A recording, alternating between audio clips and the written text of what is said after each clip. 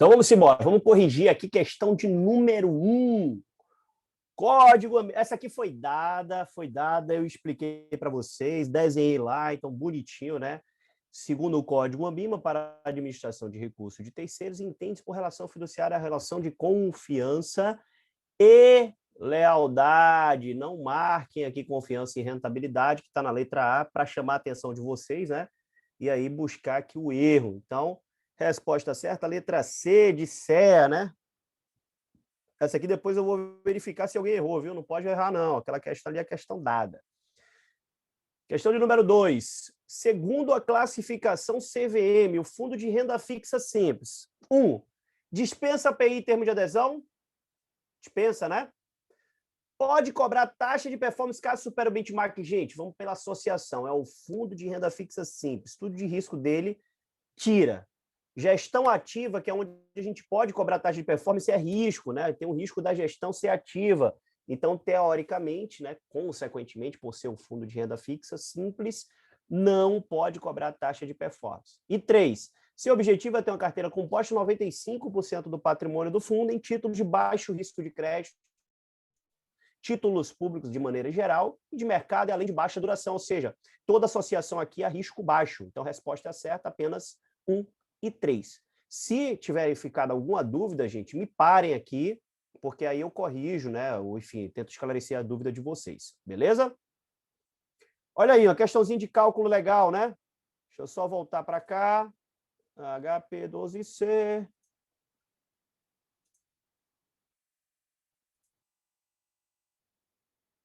Vamos ver se vai ficar bonitinho aqui aparecendo para vocês. Que a gente vai usar a nossa bendita HP12C. Beleza? Essa aqui, gente, é uma questão que envolve 2 assuntos. Aí eu queria gastar realmente um pouquinho de tempo nela, tá? Então, primeiro de tudo, quem acertou essa questão? Me coloca aqui no chat, por favor. Eu nem vi, tá? Então pode ser que aí todo mundo, ou a maioria tenha errado, que é normal.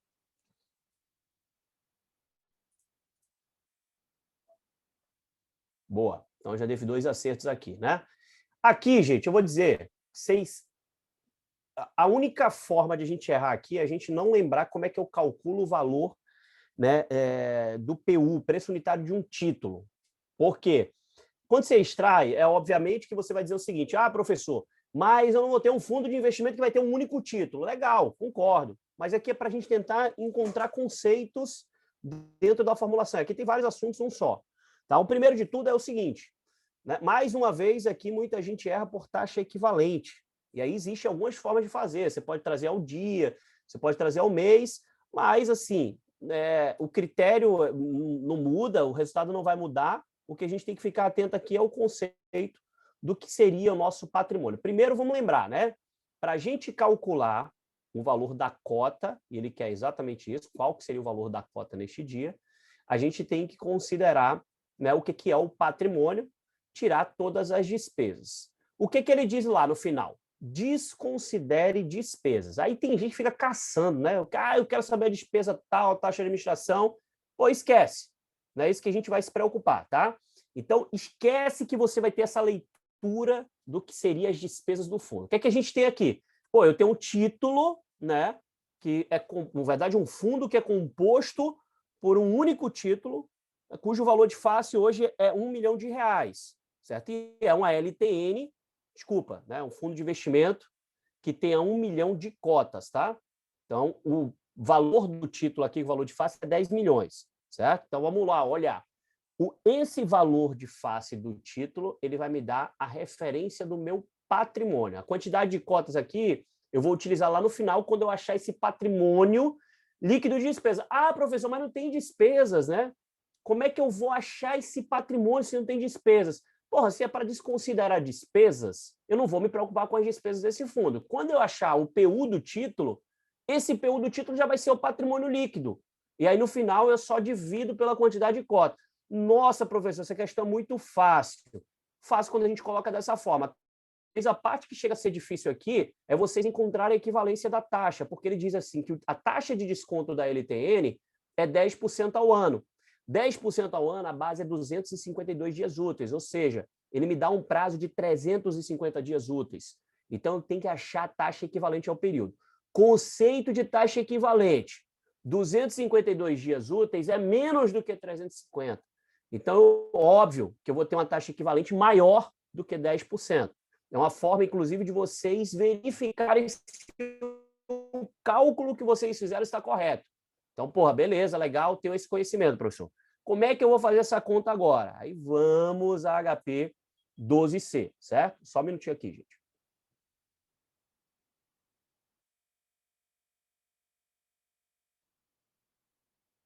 Vamos pegar aqui. Tá vendo? Vocês estão vendo HP 12C aí?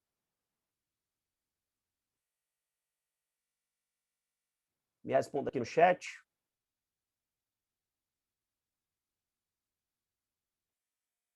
Então, beleza. Vamos fazer a conta aqui pela HP, tá? Então, o que eu faço, certo? Eu primeiro vou fazer a taxa equivalente. Então, eu vou pegar aqui, ó. Vamos pelo passo a passo, né? Vocês têm aí como é que é o esquema lá, Eduardo gosta da fórmula, né? De calcular o programa, colocar a programação na HP, né? Antônio vai lá naquela formulinha da munheca, né? E eu vou aqui no passo a passo da HP, tá? Então, assim, pô, não tem o jeito certo ou errado, né? O jeito certo é o que chega no resultado. Então, tem várias maneiras de a gente achar aqui a taxa equivalente. O que eu faço, né? Vou fazer o passo a passo, tá, gente? Vocês podem fazer direto, mas vamos lá. 10, enter, vai lá, 100, divide 1 mais, beleza? Então, aqui, o que eu estou fazendo? Eu estou pegando a taxa que está o ano e eu quero trazer a equivalência dessa taxa no período de 350 dias úteis, beleza? Vocês poderiam achar o dia, não tem problema, mas eu já quero trazer a taxa equivalente ao período, né? Então, o conceito aqui talvez fique mais visual. Tem gente que gosta de visualizar por outra forma, não tem problema nenhum, beleza? Então, aqui, o que eu faço agora? Ó? Pô, essa taxa eu vou elevar período que eu quero, 350, dividido pelo período que eu tenho, certo? 350 é o período que eu quero, 252 dias úteis é o período que eu tenho.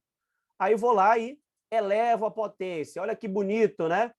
1 menos 100 vezes 14,153660002 é a minha taxa equivalente ao período de 350 dias úteis.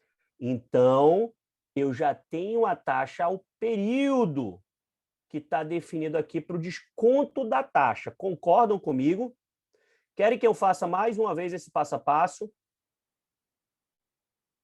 Ah, professor, eu faço pela programação de Eduardo. Deu certo. Não tem problema não. Segue lá a programação de Eduardo. Conselho que eu dou aqui, quando vocês olham várias casas decimais aqui dentro das alternativas, né? Já tem uma mensagem aqui importante de vocês olharem a quantidade de casas decimais que vocês utilizariam, tá? Então, ninguém pediu, acredito que está todo mundo expert aqui em taxa equivalente, eu vou fazer novamente só por desencargo de consciência. 10 é a minha taxa que eu tenho ao ano, pô, vou colocar lá, tirar o percentual, colocar a unidade, 1 mais, porque a fórmula é 1 mais i elevado ao período que eu quero, dividido pelo período que eu tenho. Então, beleza, a gente estava aqui, ó, taxa equivalente, né? Eu estava escrevendo aqui, ó, 10% ao ano. Aqui não dá para fazer o símbolozinho de equivalente, tá? Mas seria esse igual, vamos entender como equivalente. Vou botar aí equivalente. Equivalente a 14,15366. Vou colocar total e aí depois a gente abrevia aqui, beleza? Então, 10% ao ano é equivalente a 14,1536602. Beleza, tá aqui tudo bonito. Vamos seguir com a questão. Legal. Então, o que eu vou fazer aqui? Pô, qual é o valor de face do título? Olha como fica simples a questão. Vocês vão pegar o valor de face do título, ó. Vamos zerar aqui primeiro, né? Depois a gente acrescenta isso aqui. Poderia fazer direto. Mas você vai lá. Valor de face do título. Como é que calcula o PU de um título, gente? Vamos lá, ó. 10 milhões, valor futuro. Porque para trazer o PU, eu estou trazendo a valor presente. Então, nada mais é do que calcular o valor presente do título ao desconto de uma taxa de 14,1 ponto 1, 5, 3, 6, 6, 0, 0, 2. Esse é o meu I. E aí, gente, onde é que vem o X da questão? Quem consegue me responder no chat aqui? Que N eu vou utilizar? Ele quer me dizer o período. Qual o período que eu vou utilizar? O N eu coloco que valor? Não sei se alguém fez assim, tá? Marquinhos, esse jeito que está falando poderia ser se a gente utilizasse o 10%. Como eu já fiz a taxa equivalente, a equivalência que eu fiz aqui foi ao período, né? Então, ele se torna um período N igual a 1, nessa conta que eu fiz, tá? Aí existe uma outra forma que o Marquinhos colocou aqui. Existe também a possibilidade de você fazer ao dia. Você colocar o dia. Aí, se você calcula a taxa ao dia, seu N seria 350 dias úteis. Legal? Então, eu já tenho uma taxa no período de 350. Então, essa minha taxa 14.15366002 já é o período de 350 dias. Então, eu uso N igual a 1, né? E aí eu vou achar o meu valor presente. Legal, professor, está na HP aqui na letra A, e eu vou marcar direto. Eu esqueci de ler a questão. E a questão ele me fala que ele quer o valor da cota. E aí, de sacanagem, vai aparecer assim para vocês na prova. 8.760.122 é o patrimônio líquido. Que aí, para achar o valor da cota, quantidade de cota está escrita ali na primeira linha, divide por 1 milhão. Então, eu acho a alternativa de letra D de dado, né? Beleza? Então, vou só mostrar para vocês um negócio aqui de cálculo de valor presente, ó. Vamos ver. 10 milhões, digamos se eu não fizesse a equivalência da taxa, tá? CHS, FV, vamos usar 10%, ó. 10% a taxa ao ano. Se a gente fosse fazer com período 1. Ó, daria a letra C, tá vendo? Se eu utilizasse o desconto de taxa ao período 252 dias úteis, né? 10%, ó, dividido por 1 milhão, daria a letra C. Característica da prova, né?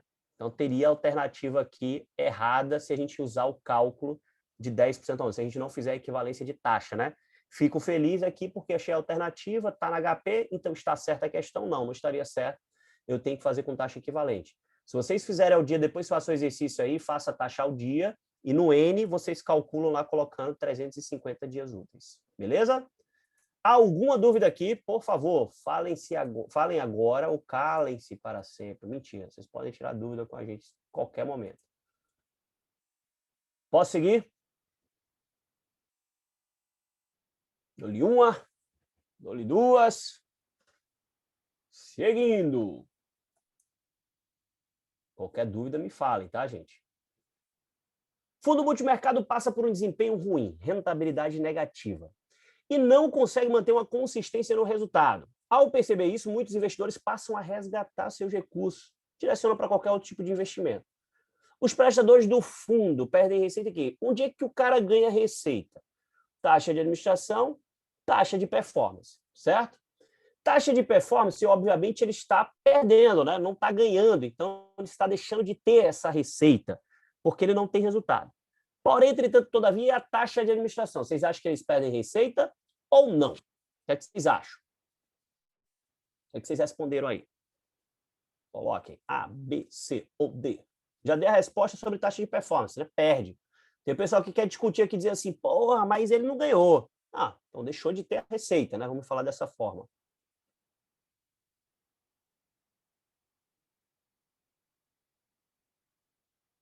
Perfeito, Marquinhos. Perde também receita. Por quê? Porque ele teve um patrimônio caindo. A partir do momento, lembra o seguinte, a taxa, tem o pessoal que não quer dizer que perde taxa de administração, por quê? Ah, o percentual é fixo, mas não mudou o patrimônio? O pessoal começou a resgatar, o patrimônio caiu. O patrimônio caiu por quê? Rentabilidade ficou ruim, então teve variação negativa, provavelmente, e caiu porque teve saída de cotistas, então, consequentemente, patrimônio caindo, o percentual continua fixo, é o mesmo, mas em cima de um patrimônio menor. Então, 1% que era em cima de 1 bi, agora virou 1% em cima de 500 milhões, no exemplo do nosso fundo, né? Então, ele perde receita na taxa de administração e na taxa de performance também. Beleza? Perfeito, vamos embora. Qualquer dúvida, vamos colocando aí no chat. Essa aqui a gente já fez na aula passada, né, gente? Então, de boa. Aqui a resposta da letra C. Eu vou fazer aqui na HP só para a gente visualizar, mas de maneira simples e rápida. Vou fazer mais uma vez a prática da taxa equivalente, né? Ó, eu coloco aqui 2, 100, divide, 1 mais. Pô, legal, professor, não preciso fazer isso. Eu boto 1,02. Não tem problema nenhum, tá? 1,02. Não tem problema nenhum. Quem sabe fazer direto, não tem problema. Eu faço passo a passo para vocês entenderem o que eu estou fazendo, onde é que eu chego no 1,02. Beleza. Aí a taxa está o ano, eu quero ela ao dia, né? Então, eu quero ao dia 1, enter, 2, 5, 2. Anotem assim na apostila de vocês, gente, para dividir. Dividir por N que eu quero, né? Elevar, né? Ao N que eu quero dividido pelo N que eu tenho. Eu tenho 252 dias úteis. Então, vou dividir 1 por 252. Então, essa é a minha potência, né? Elevo lá, e aí eu acho a taxa equivalente ao dia, que aí eu tenho que tirar 1 menos 100 vezes. Então, a minha taxa de administração, que é 2% ao ano, é equivalente a 0,007858, arredondando 585, né? Então, gente, esse aqui é o desconto em percentual da minha taxa de administração. Vai incidir sobre que patrimônio? O meu patrimônio variou de 1 milhão para 6 mil, ou seja, 1 milhão e 6 mil. Esse é meu patrimônio, certo? Então, eu vou lá, ó, pego 1 milhão do patrimônio e no dia seguinte ele somou 6 mil de rentabilidade. Meu patrimônio agora é 1 milhão e 6 mil. Vou descontar a taxa de administração, 0,0078585. Percentual, R$ 79,00, que fica aí para o gestor e para o administrador desse fundo, né? Mas eu quero o patrimônio líquido de taxas. Então, 1 milhão e 6 menos essa taxa de administração ao dia, 1 milhão e 5, 920,94 centavos. Legal. Agora eu tenho que tirar as outras despesas, ó. Ah, professor, não sei se desconta despesa com custódia. Gente, está aí na questão, a gente não vai confundir que tipo de despesa vai cobrar ou não, tá? A questão não vai nessa linha. Então, apareceu lá, ó, 500 de custódia, menos 330 de auditoria, porra, foi-se embora. Aí eu tenho meu patrimônio líquido de despesas e taxa de administração.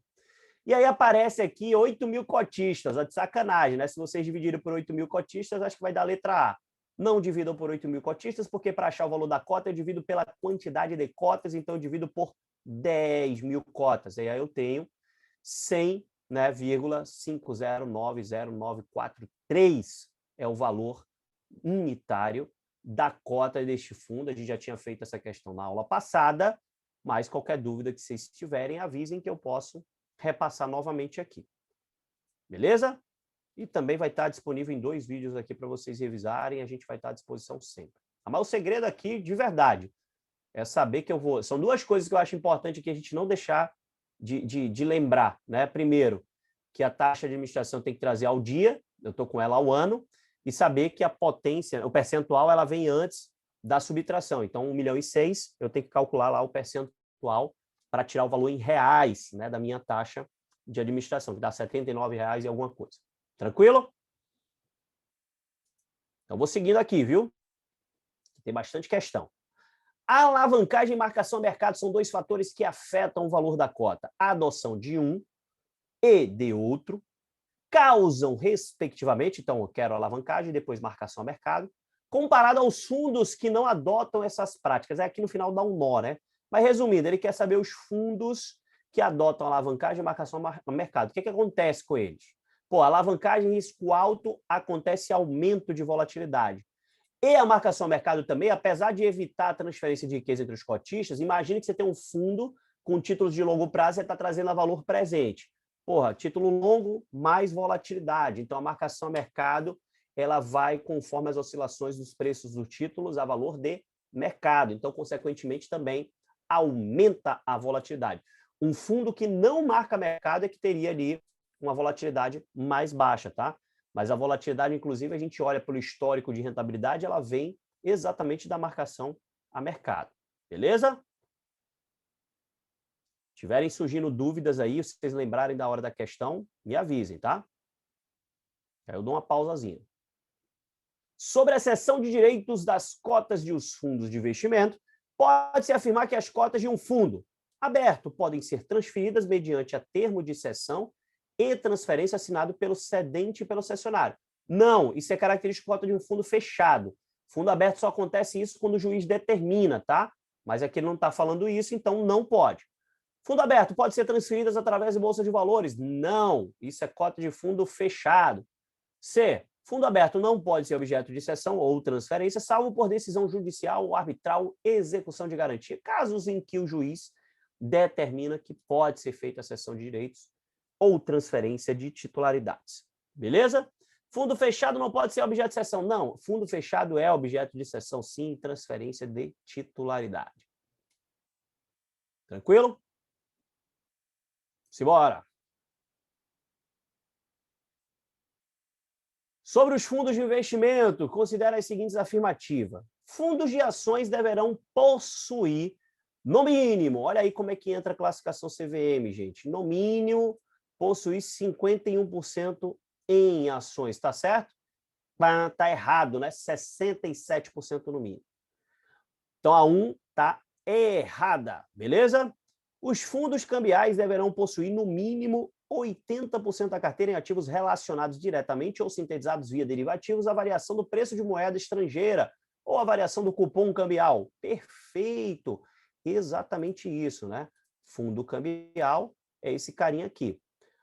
3. Os fundos de renda fixa da dívida externa deverão aplicar no mínimo 90% do seu patrimônio líquido em títulos representativos da dívida externa de responsabilidade da União e no máximo 10% do seu patrimônio em outros títulos de crédito transacionados no mercado internacional.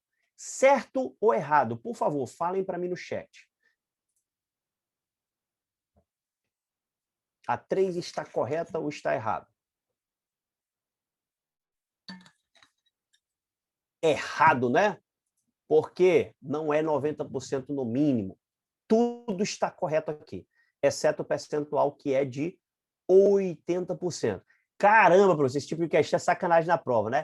O cara gastou um monte de caracteres aqui para escrever a questão e a única resposta certa aqui é a número 2. Não tenham medo de marcar, tá? Se tiverem convicção, né? O pessoal diz assim, o problema é ter convicção. Não, gente, vocês têm convicção, só que às vezes vocês olham assim, não, uma só, certo? Tem 3, o cara gastou esse tanto de caractere, né? Não, vamos marcar 2 pelo menos. Aí tem todas as outras alternativas 2 e aqui somente a 2 que está correto.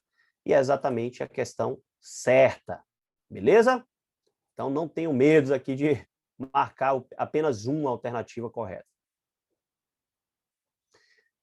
Questãozinha aqui que envolve, sei lá, umas 10 questões em uma só, né? Verdadeiro e falso. Vamos colocar aqui, ó. E aqui é meio conceitual, tá? Vamos lá. Fundo de crédito privado é aquele que investe mais do que 50% do PL em títulos privados, né? Inclusive tem que ter no nome do fundo, fundo blá blá blá, crédito privado. Só não vai ser um fundo de ação. Fundo de ação não vai ter no nome crédito privado porque ele teria espaço para 33% no máximo em títulos privados, né? Porque ele vai ter que manter 67% no mínimo em ações. 2. Um fundo referenciado pode investir no máximo 10% do seu patrimônio em ativos negociados no exterior. Verdadeiro ou falso, gente?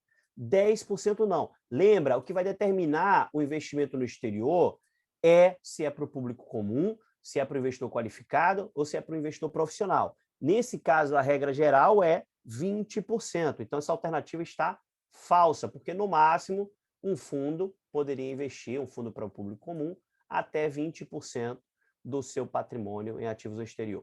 Beleza? 3. É vedado ao fundo de renda fixa simples investir em ativos negociados no exterior. Perfeito. 0% pode ter em ativos no exterior, porque ele é aquele fundo simples, super conservador, né? Então, não podemos ter aqui ativos no exterior nesse tipo de fundo. Beleza? 4. O fundo da dívida externa pode utilizar derivativos como estratégia de alavancagem. Não. A gente viu que é para hedge, né? Até porque ele tem uma característica muito específica de ser voltado para títulos públicos federais, tem que manter 80%, né, em títulos públicos federais. O que sobra, ele tem que fazer ali mais conservador, e se ele for fazer outros emissores, ele tem que utilizar ali aquele limite máximo de 10% por emissor. Beleza? Então, falso também. 5. Cotas de fundos de índice de ação podem fazer parte da carteira dos fundos de ações. Perfeito, né? Tudo que for direcionado para renda variável aqui, no mínimo 67%, ele vai ser classificado como fundo de ação.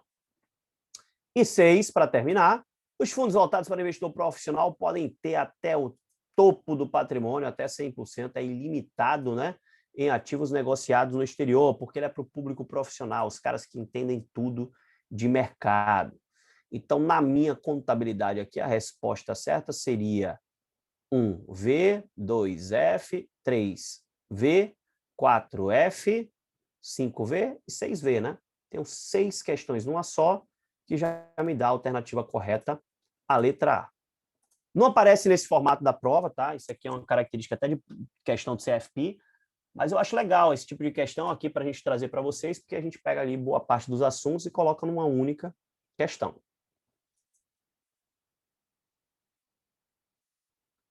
Questão de número 10, ó, em relação ao imposto de renda sobre as aplicações em fundos de investimentos, assinale a alternativa correta. Os fundos de ações são tributados sobre a alíquota de 15% semestralmente, ó, já errou, né?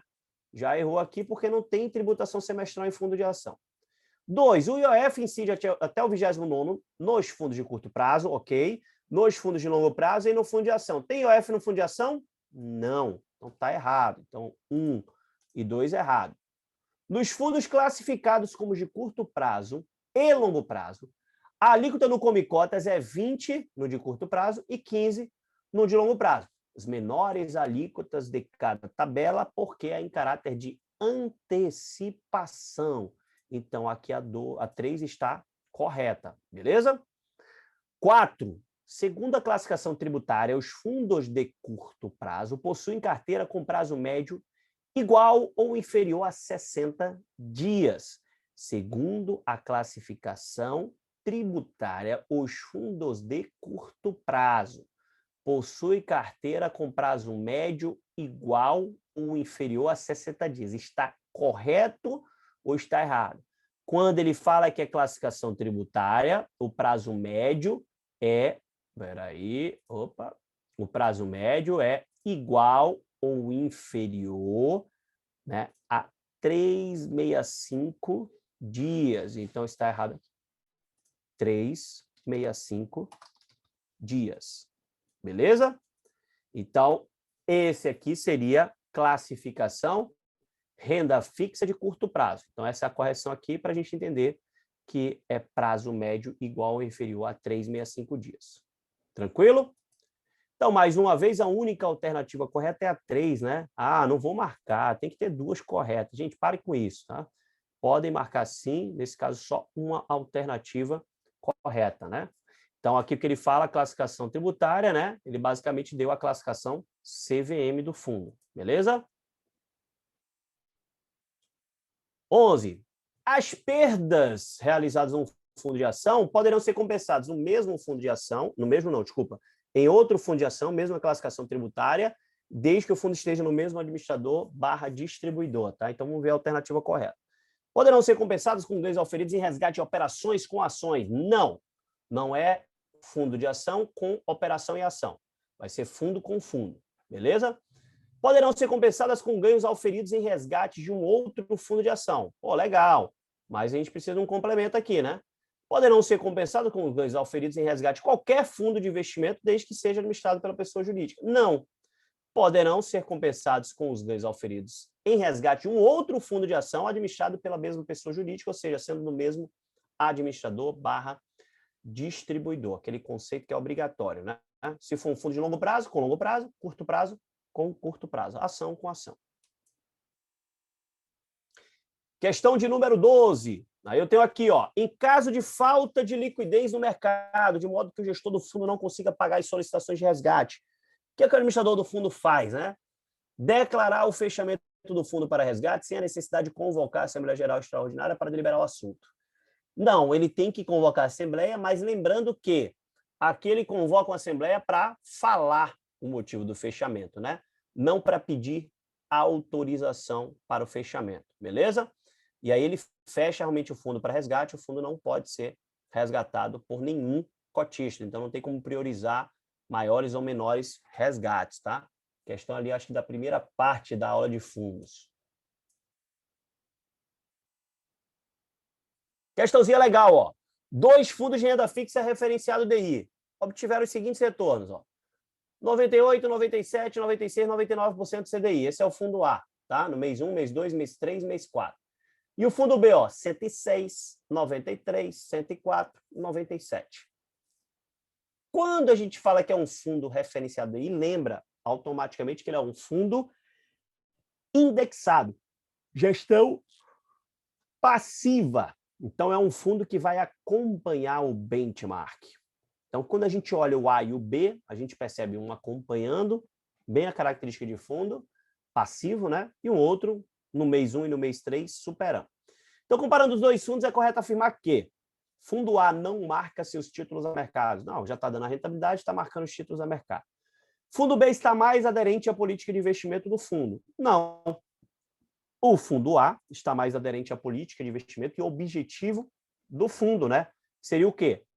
Acompanhar o benchmark. Ele está ali com rendimento menor, porém ele entrega ali sempre na mesma linha do benchmark, né? Ou seja, não ultrapassa porque é impossível um fundo passivo ultrapassar o seu benchmark. Por isso que chama atenção aí o mês 1 e o mês 3 do fundo B, né? Ele não seria aderente à política de investimento do fundo, que é a característica de um fundo referenciado DI. Fundo indexado, gestão passiva, lembra? No mínimo 95% da carteira dele tinha que estar atrelado à taxa DI. Então, consequentemente, ele tem que acompanhar a taxa DI.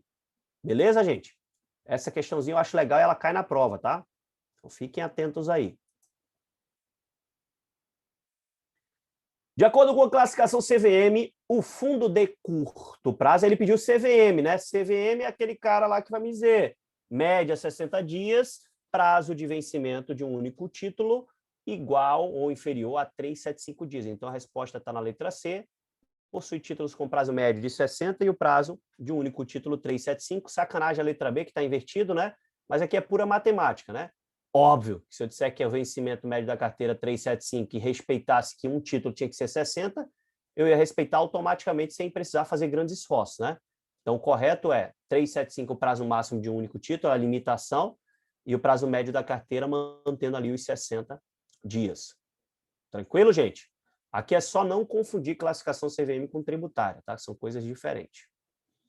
E a questão 15, gostaram da questão 15? Aqui, ó, ele me dá um gráficozinho, né? Pô, a pizzazinha que me diz que o fundo está investindo em juros, em moeda, e aqui a maior parte, né, vendido em Bovespa. Então, pela classificação, pelo menos tributária, né, a gente tem aqui como um fundo, né, que seria um fundo de ação. Mas vamos olhar as alternativas. Então, vamos lá. Analise as afirmações abaixo. 1.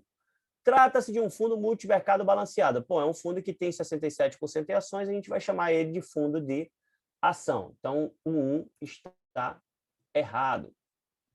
Por aí. Beleza. 2. O imposto sobre operações financeiras será cobrado antes de IR. Pô, se ele já é um fundo de ação, ele não vai ter IOF. E aí tome cuidado, tá vendo que aparece imposto sobre operação financeira? Eu tenho que saber que isso aqui é o significado de IOF, né? Ah, professor, óbvio, né? Na hora da prova, gente, isso pode passar batido, tá? 3. Caso haja uma alta no Ibovespa, aqui é o X da questão.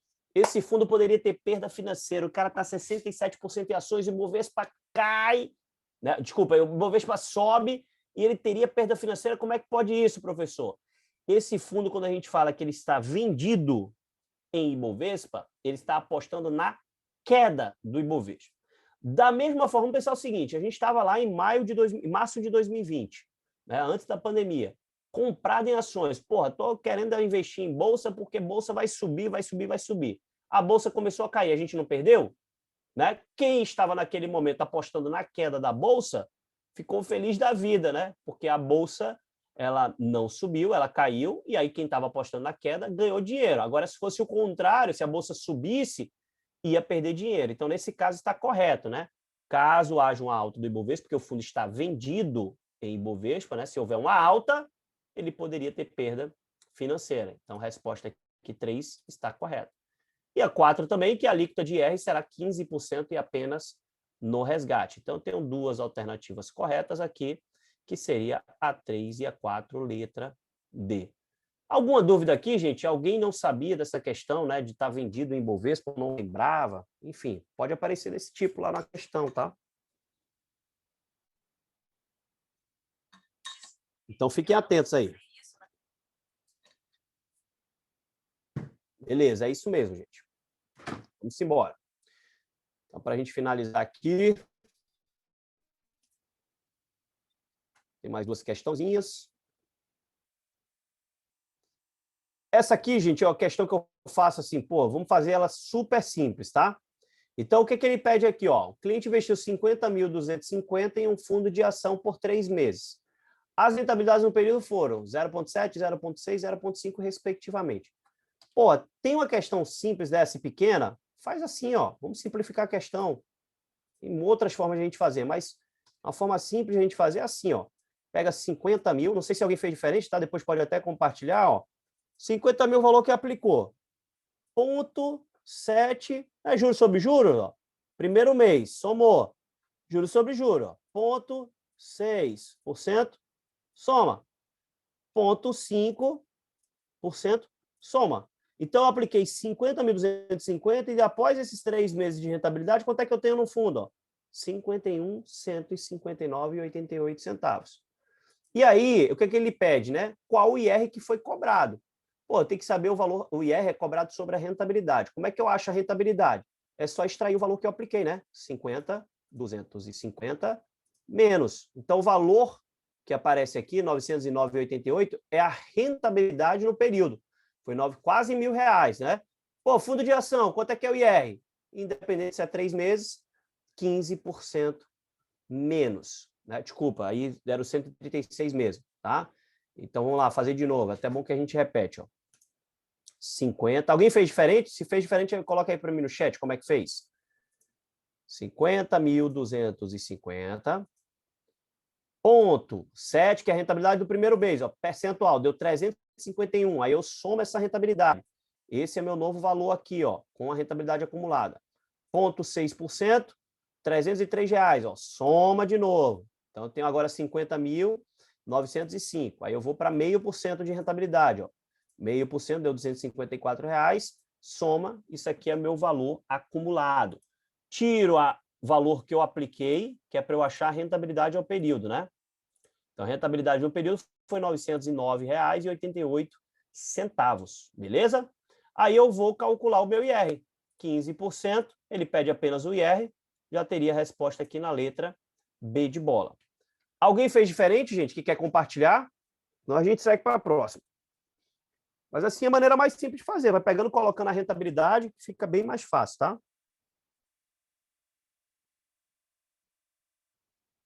É isso aí, Eriquinha. Simplifica. O que a gente puder simplificar, gente, melhor na hora da prova, tá? É. Tem hora que a gente pensa, tá tão fácil, né? Que tô errado, tô errado. Não, é isso mesmo. E aí tome cuidado, que eu acho que esse 204 aqui, se a gente calculasse, se não lembrasse que é um fundo de ação, ia calcular se o IR de 22,5, porque se fosse um fundo multimercado, né, seja de curto prazo ou longo prazo, seria 22,5, tá? Porque esse período aqui de 3 meses seria a alíquota de 22,5. Aí tá na letra A aqui, ó. Beleza? E para finalizarmos o impacto, aqui que eu vou aprofundar rapidinho, não vou me estender muito, porque o conceito é simples, no impacto do Come Cotas, né? Como é que ele impacta a quantidade de cotas? Então, vamos lá. Antônio Carvalho, que qualquer semelhança com a realidade aqui da somatória dos professores Antônio com Eduardo Carvalho é mera coincidência, né? Talvez os valores aplicados aí, né? Também, acho que está bem distante, eles devem estar aplicando valores maiores. Mas Antônio Carvalho aplicou R$ 63.000 em um fundo de investimento de renda fixa a curto prazo. Informação importante, gente, ser renda fixa de curto prazo? Sim, professor, ele é um fundo renda fixa de curto prazo. Vocês vão ver o quão importante é essa informação, tá? Aí a gente tem, ó, na data de aplicação, o valor da cota era R$ 18. Após 5 meses, pô, me deu prazo, aí ele diz, no último dia útil de novembro, houve antecipação de R. Gente, ele jogou na minha cara aqui que ele está tendo a cobrança do Come Cotas. Então, não importa esses 5 meses, né? O que vale é eu saber qual é o Come Cotas do fundo de curto prazo. Concorda? Porque ele diz, ó, imposto no último dia útil de novembro, já é come cotas. Em caráter de antecipação, pum, é come cotas. Só faltou ele escrever, gente, aqui, ó, presta atenção que isso é come cotas. Não vai calcular aqui com 22,5 de R, não. Aqui é um fundo de curto prazo, pô, vamos calcular com 20% do IR, porque na menor alíquota de um fundo de curto prazo, ela vai ser 20%. Então, come cotas é 20%. Aí, como é que eu faço isso? Ó, beleza, vou pegar 63 mil reais que foi aplicado, dividido pelo valor da cota, que é 18 reais. Que vai me dar o quê, gente? 3.500 cotas. Por que eu preciso da quantidade de cotas? Ó, chamar de joguinho da velha, tá? Quantidade de cotas, 3.500 cotas. Por que eu preciso dessa quantidade de cotas? Porque eu tenho que achar o impacto do come cotas, né? Saber quantas cotas ele vai comer ali após a valorização. Beleza? Aí, legal, ele diz para mim, ó, que ele teve, eu tenho já a quantidade de cotas que eu possuo. Olha como é o passo a passo. Vamos simplificar a questão. Aí eu tenho 3.500 cotas, que ainda não tem tributação. Não sei quanto é que eu ganhei ainda. Como é que eu sei quanto é que eu ganhei? Opa, vezes, quanto é que vale a cota agora? 20 reais. Então, ele vai me dar aqui, ó, quanto é que eu tenho? Vou até relembrar aqui o cálculo. Ó. Quem faz aí 3.500 por 20? Acho que dá 70 mil reais, né? 70 mil?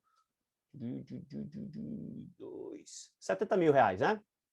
Concordam? Quer que eu faça aqui? Precisa não, né? 3.500 vezes 20, 70 mil reais, só para não perder o fio da meada. Então, 70 mil reais é meu saldo no fundo. Vou fazer aqui, senão vocês vão dizer que eu não sei fazer aqui, ó. 3.500 vezes 20, que é o valor da cota, né? Então, assim, eu vou para lá para depois voltar para cá, entenderam? Ou seja, eu acho a quantidade de cotas, depois ele vai me dar o valor da cota, ele não me dá o saldo acumulado, eu preciso do saldo acumulado. Por que eu preciso do saldo acumulado após a valorização da cota? Professor, eu vou lá e calculo o percentual do que foi a variação de 18 para 20. Pô, simplifica. Se eu posso ter a quantidade de cotas e multiplicar pelo valor da cota, eu vou achar ali o meu saldo acumulado, que é 70 mil reais. Então, quanto é que foi de rentabilidade aqui? Ó? Bem visual, né? Só pegar 63 mil que eu apliquei. Opa, tenho 7 mil reais de rentabilidade. Então, beleza, vou colocar aqui, ó. Rentabilidade, que é onde vai incidir o IR. 7 mil reais, beleza? Então, lindo aqui, ó, 7 mil reais. É aqui que vai incidir o IR, ó, incidência de IR, porque é sobre a rentabilidade. Tranquilo? Até então, tudo bem? E aí, agora vem o X da questão, né? Quanto é que tem de incidência de IR aqui? Qual a alíquota? 20%. Porque é o imposto lá que acontece nos meses de maio e novembro, come cotas, está acontecendo aqui no último dia útil de novembro, e ele esfrega na nossa cara dizendo assim, cara, é antecipação, cara, é cobrando no último dia útil de novembro. Então, usa a alíquota de 20%. Então, esse aqui é o valor que eu pago de imposto.